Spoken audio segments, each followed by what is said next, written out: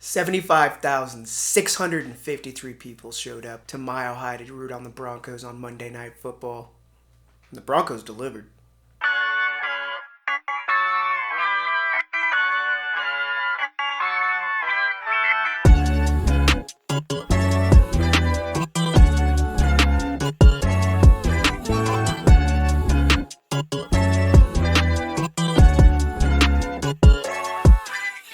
What's up, Broncos country? My name is Brandon Gilchrist.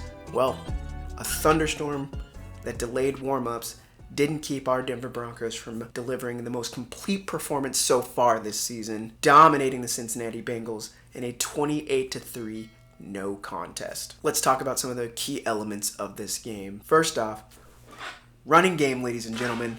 My goodness, from beginning to end, our team actually committed to the run. At the end, in the fourth quarter, you could tell the Cincinnati Bengals defense just quit. Our defense was also locked down. Barely heard from T. Higgins or Jamar Chase in this game. Chase Brown, once again, ran for very little yardage. Our Denver defense came to play on Monday night. The offensive line made Trey Hendrickson a non-factor in this game. I'm not sure if you even heard his name announced, maybe for a few tackles, but that was about it. In looking at the broadcast after the game, basically just saw images of Trey Hendrickson standing on the sidelines or trying to recover after a tackle or a big gain by the Denver Broncos. It was kind of funny to see. And then once again with our offense, they showed up for prime time, and of course, Bo Nix found his bestie, Courtland Sutton, in the end zone for a touchdown right before the end of the half. So let's break down this game, starting with our defense. The Bengals had 159 total yards of offense, as opposed to the Broncos' 512 yards of offense. If that's not a dominating performance, I don't know what is. Chase Brown, T. Higgins, and Jamar Chase were basically non-factors in this game. T. Higgins was held to 3 receptions for 32 yards. A couple of those receptions actually happening in garbage time towards the end of the game. Jamar Chase was held to 5 receptions for 23 yards. Yeah, I said that right. 5 receptions for 23 yards. How often do you see that kind of performance happen against Jamar Chase? Chase Brown had 10 carries for 40 yards, and his longest run of the day was 6 yards. My goodness, this pass rush continues to be incredible. Zach Allen was disruptive up front. No, he didn't get a sack in this game, but he was still the one forcing Jake Browning off of his spot and into sacks or other players for tackles at a loss. Nik Bonitto, once again, notched another sack and a half. At one point, there was a really fun exchange between him and Jonathan Cooper. They each split a sack for whatever reason, they sent 4 people to block Zach Allen and 1 person each for Jonathan Cooper and Nik Bonitto. They went right by them at the snap, and they met at the quarterback and split a sack. And they did sort of a almost Spider-Man, you exchange. Whose sack is that? Because they nailed Jake Browning right at the exact same time. This cornerback room has to be the best in football. Pat Surtain and Riley Moss were lights out. You also had Jaquan McMillan with a tackle for a loss. The first drive, you were a little bit worried, but they picked it right up after that. I'm not sure the Browns crossed midfield again after they notched the first field goal on their first drive of the game. This defense, they just put in outstanding work. All right, now let's talk about the offense. As I mentioned before, 512 yards of offense in just a dominating performance over the Bengals. What's interesting about this game is it really was almost the inverse of last game against the Chargers. The Broncos had 29 first downs as opposed to the 9 first downs that the Browns had all game. The Broncos were in that position last game, and it felt like our defense was on the field all day. In this game, this time around, it felt like our offense was on the field all day. They were actually converting third downs, 8 for 14, notching 57%. The Broncos also dominated in time of possession, 38 minutes to 22 for the Bengals. My favorite part of this performance was our rushing attack. You saw both J.K. Dobbins and R.J. Harvey get involved in the running game. And you could see right off the bat that it set up everything else. And we finally got it. We finally got it, ladies and gentlemen. We have a 100-yard rusher. J.K. Dobbins Congratulations and thank you. For the first time in 38 games, the Broncos had a 100-yard rusher.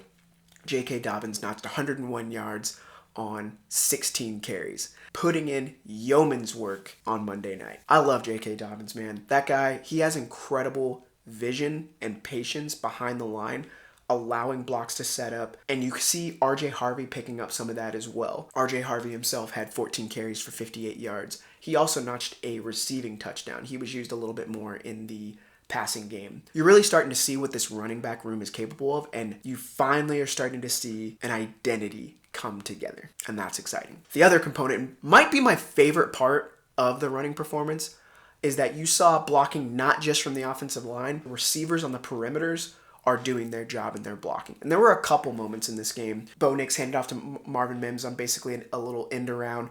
You saw Pat Bryant, rookie Pat Bryant, number 13, with an amazing block that sprung Marvin Mims right down the sideline for a touchdown. Then you saw also Courtland Sutton, who's lining up inside a lot more than I think we've seen in the past, doing some serious work in run blocking for the team. Courtland truly does not care if he's getting the ball or if somebody else is getting the ball. That guy is putting in work regardless. That's what really makes a running game successful, is not just the trenches, but everybody doing their part to succeed on their blocking assignment, and that's how you create a successful running game. Awesome to see. All right, let's talk about Bo Nix. He turned in his best performance so far this year, passing for 326 yards. That's a career high for him. 2 touchdowns and a rushing touchdown. The boy was balling. He had 1 interception that ultimately really didn't have much impact on the game. It was on 4th down in the end zone. That turnover basically resulted in a touchback, a 3-and-out for the Bengals, in which the Broncos got the ball right back, drove down the field, and scored a touchdown. The other piece of this for Bo Nix is you can see how he's hunting with the football. And I wouldn't want to discourage that whatsoever. Sometimes it's going to result in turnovers, and that's okay. But more often than not, that means he's fitting the ball in tight windows. That means he's looking for the open guy. That means he's throwing people open.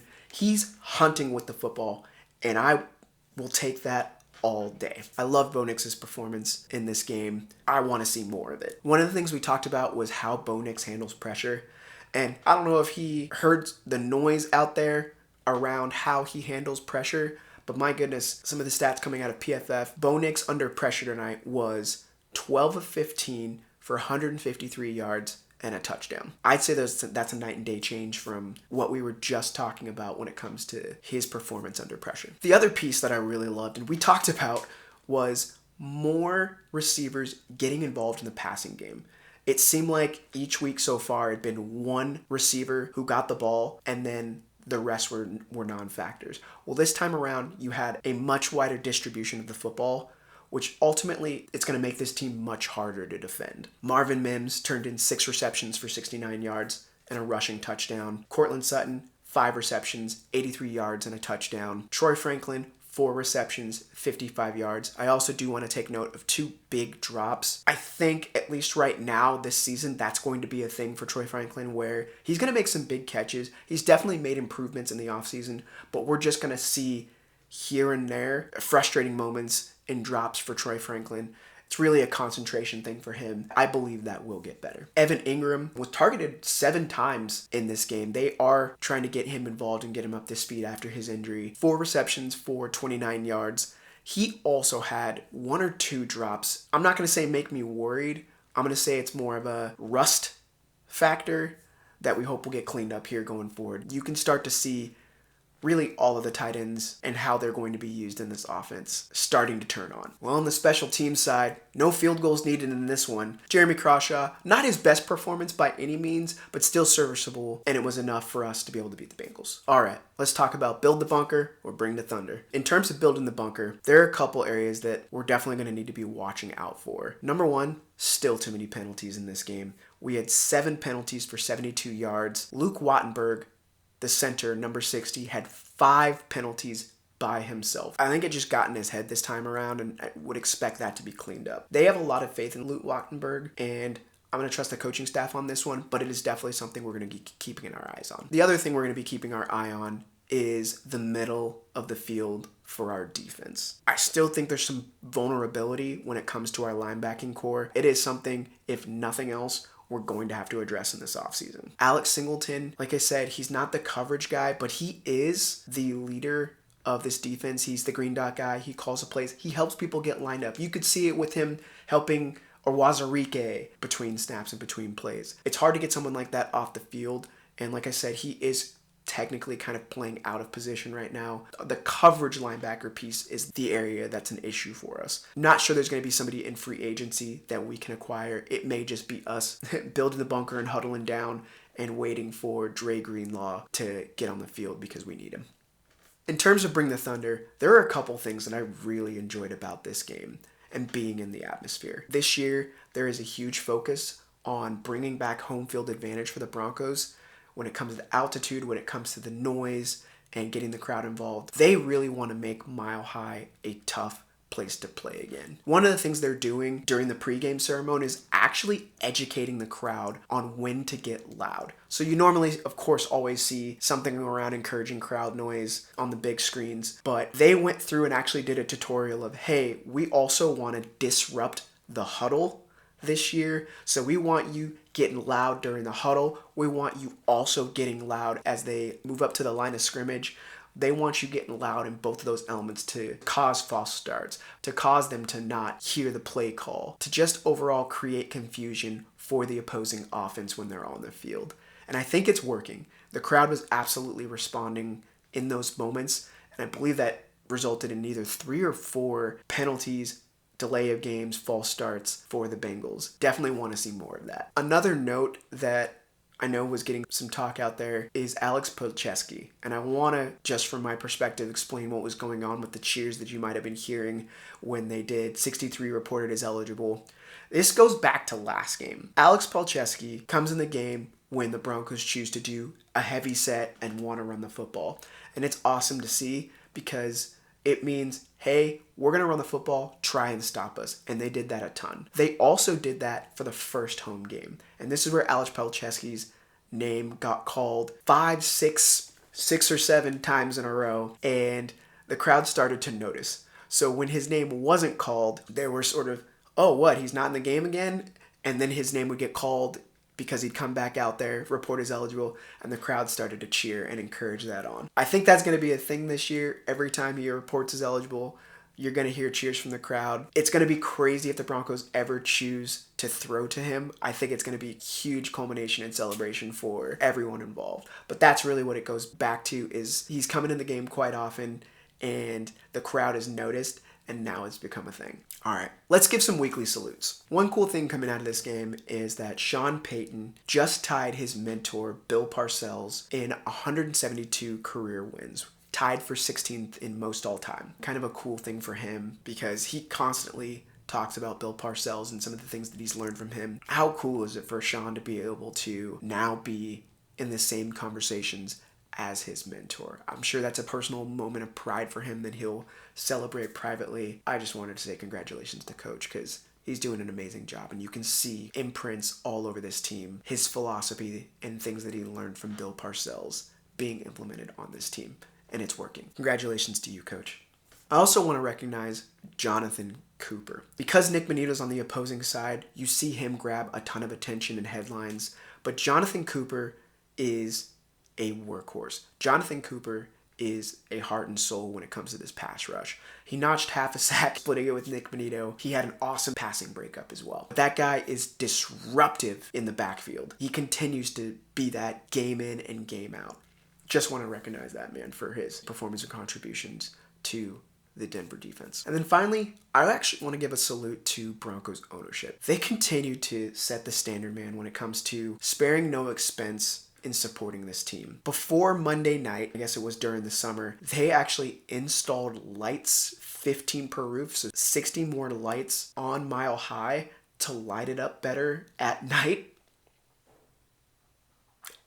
Wow. And it showed through. After looking back at the broadcast, Mile High looked good, man. This ownership group continues to just pour resources into the team wherever they feel like it's an opportunity to get better. And again, makes me proud to have them as owners of my favorite football team. Thank you to the Walton Penner ownership group. This was a great game. The atmosphere was electric being there. Hopefully you all felt it through the television as well. The Broncos turned in a dominant performance and now set their sights on the Philadelphia Eagles. The Raiders and the Chargers lost, which means the Broncos are right in the thick of it. And that's exactly what we want after the first quarter of the season. We continue to beat the teams we're supposed to beat. But now it's time to notch it up another level and beat the teams that are playoff contenders. And our first test of that will be against the Philadelphia Eagles, who are also the defending Super Bowl champions. But all in all, this type of complementary team football is what's going to get the Broncos to where they want to be. Let me know what you all think. How did you think the team performed on Monday night? What are the areas of concern for you coming out of Monday night's performance? Do you think they can beat the Eagles? How? Let me know in the comments. As always, be kind. I'll talk to you soon, Broncos country.